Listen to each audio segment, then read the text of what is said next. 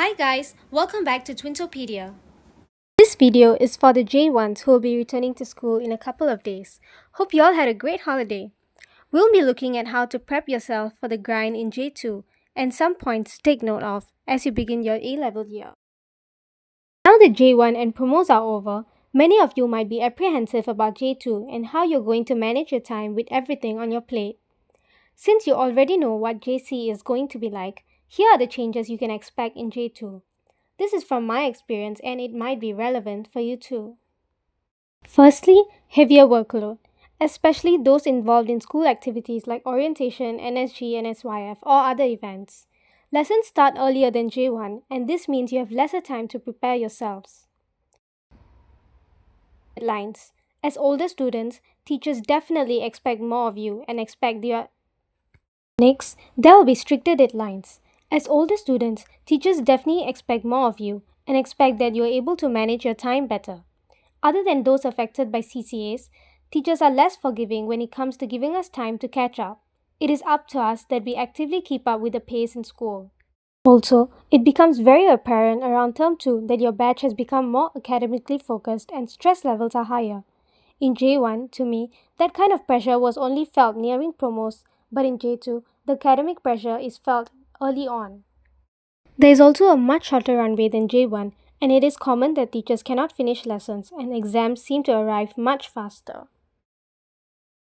So, for example, this was the schedule for my H2 Chem class in Term 3 after June holidays and after we received our time practice results. The schedule was quite tight and we could not complete some of the lesson plans my teacher had for us, which was quite difficult as we had to catch up in our own free times. Here are some tips I have. Firstly, practice is always much better than making notes. To many of you, making notes equals studying. But is that really the case?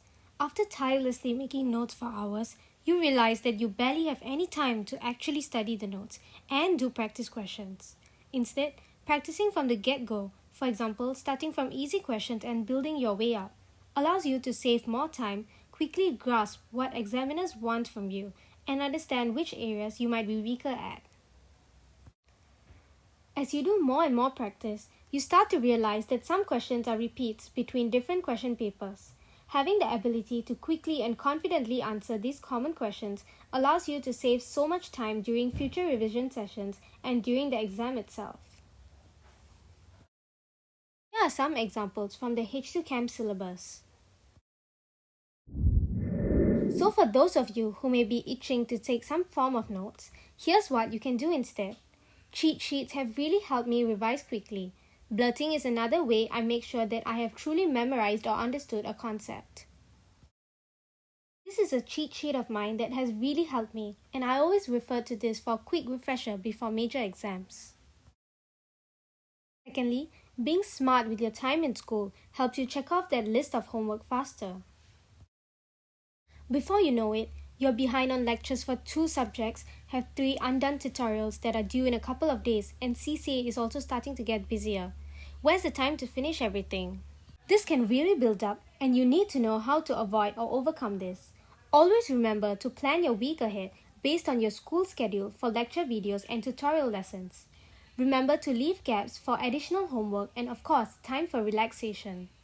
Realistically, based on my experience, even though I may have planned past topics to revise, this is always almost impossible considering the vast amount of work we already have.